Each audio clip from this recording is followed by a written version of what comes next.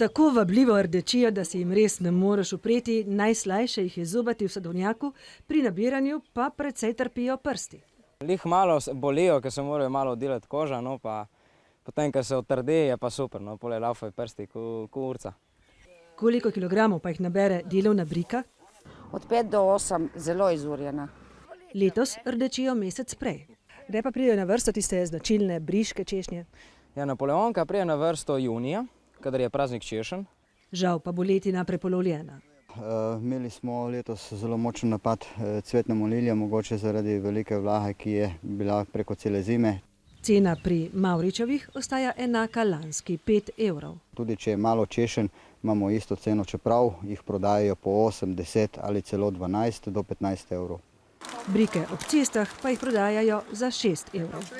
Ja, cena je kar visoka. Za mojo oceno je visoka. In do konca češnjevih tednov pade na koliko? Pade lahko tudi na 3-4, recimo, ne?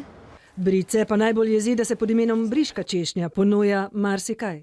Ja, to je problem, s katerim se soočamo vsak dan, sicer mi se borimo s tem, ampak zelo neuspešno. In še zanimivost, tako zgodaj letos rdeči tudi bonsai češnja.